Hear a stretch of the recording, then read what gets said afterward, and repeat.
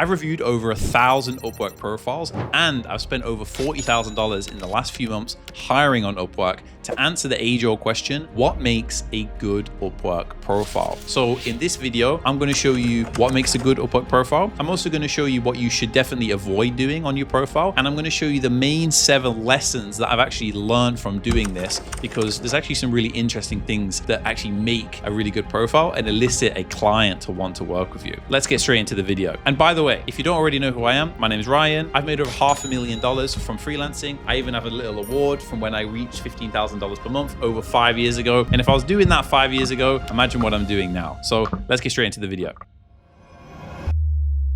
So guys, what are the main things that I've learned from reviewing these 1,000 profiles and also spending a bunch of money on hiring and so on? Funnily enough, the first one may seem obvious, but the second one definitely isn't. So let me explain. The first one should be obvious to you is the profile picture. The profile picture is the first thing that we see when we go to hire people on Upwork. So ideally, you want to smile, be nice and professional. And then if you want to go a little bit of an extra mile, just throw your picture up into Canva and have a different background. Like, avoid colors like green, yellow and white, as well as black, but any other colors to kind of stand out from the crowd, they look pretty good. I like blue, for example, and that's working well for some of my students. The profile picture, number one most important thing when it comes to your profile. The second most important thing, which is super surprising actually, and I think other people will probably think it's going to be something else, is the video introduction section. So whenever I was hiring on Upwork, when I was ranging from like video editors to thumbnails to developers, like I was hiring like a bunch of different stuff over that period. One thing that I've learned from reviewing these profiles is that the video introduction video is so important. This video that they have in like the little corner, and I'll throw it up on the screen, is very powerful, and it gives a quick introduction to who you are as an individual. And it's also a better way, in my opinion, of showing your portfolio. If you want to show your portfolio, you have to scroll down, right? And let's be real, most clients on Upwork aren't going to be scrolling down to see that portfolio section. It's also really easy to fake. But if you have a video on your profile and it's an introduction like this saying like, hey, what's up? I love video editing. Here's some examples of my work. I can definitely help you. Or, hey, I'm a web developer. Here's some examples of the websites that I've built.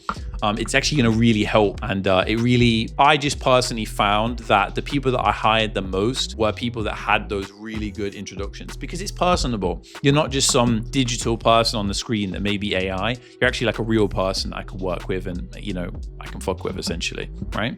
That sounded a bit weird. The third thing, which may be obvious, is the hook, right? So the title and the first few lines of your description are also very important. Now, I've talked about this in a different video, but the title, you want to express the outcome. All of the people that I hired would things like this, where it would be like something like, as an example, where they would say, I guarantee this, or full automation with this method, right? So you're giving me the outcome, which is what I'm looking for, which is like full automation, or like increased CTR thumbnails, right? Increased CTR thumbnails. The guy who I hired to make with thumbnails, his offer is based around the outcome, which I want, which is an increased CTR, which is click-through rate, right? That makes a lot of sense. The title needs to explain the outcome. Saying that you're a social media management expert or saying that you are expert developer doesn't really give me much information. I also found as well that the profiles that are doing quite well sometimes are niched as well. So if you're a developer or you're a web designer in the real estate niche, then it makes sense to put that in the title as well. And then you want to quickly explain that in the description. So that's something else that I noticed when having a look at a bunch of profiles and hiring. Now for number 4, this is a weird one. You probably never heard this, but it's hiding your earnings on Upwork. I think this is something that's a little bit delusional. I do understand why people do it, but when it comes to me hiring and when it comes to reviewing these profiles, what I've learned is that if you hide your earnings, it just looks a bit disingenuous. Even though you're doing it for some reason that I can't really think of, maybe you're doing it you don't want people to know how much money you've made or whatever. But the thing is, like, people are hiring, right? If I see that you've made over $100,000 on Upwork, that's very trustworthy. You have a lot to lose if you screw me with your Upwork profile, right? Whereas if you've got nothing earned, okay, then it makes sense to maybe, do that. Or maybe you've had less than 3K or something like that. But typically speaking, the people that I would hire were anywhere from the range of like 10K to 100K, and they always showed their earnings. Don't not show your earnings. I think this is a really terrible idea, and I don't think that this is something that works, at least in my experience, after spending close to 6 figures in the whole journey of me using Upwork as being a client. So definitely don't hide your earnings. For number 5, it's about your job success score. In my opinion, your job success score is one of the leading indicators indicators as to whether or not you will get hired. For example, my profile right now is 67% JSS. So it's not easy to get jobs when your profile is super low like that. The people that have 100% job success score, just think of it from the mind of the client. They're thinking every single project that this person works on, he smacks it out of the park. He does a great job. So job success score is very important. You want to try and maintain that as much as possible. And a low job success score, try and avoid that as much as possible too. Now, number 6 is something interesting because it actually goes against what I teach, but it's something that I found after reviewing a lot of profiles and hiring a lot of people that actually works really well, which is the product catalog. And not just the product catalog, but especially in terms of consultations. Offering consultations as a package on your profile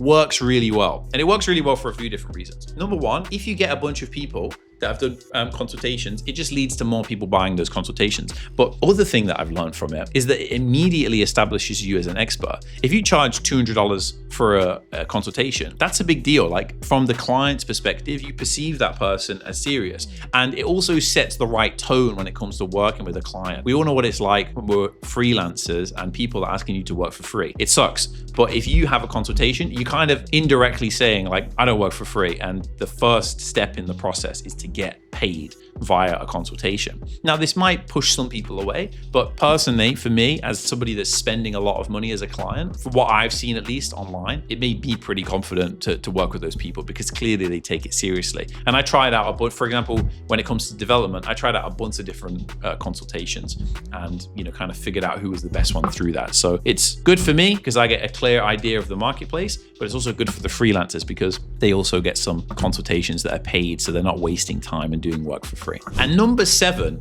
which I know I've been going through these rapid fire, and this one will break a lot of people's hearts, is the education and the other experiences section don't fucking matter. They don't matter. Nobody gives a shit about the other experiences and education section. Most of the people I've hired don't even have an education section, and you don't need to have a good profile. It's not necessary. It really doesn't matter. Nobody gives a shit about your education because realistically speaking, at this day and age, the school system is pretty corrupt anyway, and also what are you really learning in school these days that is relevant to what's going to be happening? For example, if you're going to university and studying architecture and you've got like a 5-year degree that you're waiting on, in 5 years it might not even be relevant anymore with AI. So who gives a fuck about education? What I care about is the work that you've done. Is the work relevant to the job that I'm hiring for? And are you a personable person? And that goes back to the things like your profile picture, things like your video introduction, things like your JSS and so on. So those are the things that are really important in my opinion. To recap, we've got the profile picture, the video introduction section, the hook, which is like the title and the description. We've got hiding earnings, doesn't work. We've also got the JSS, which is very important, product catalogs, especially when it comes to audits and consultations.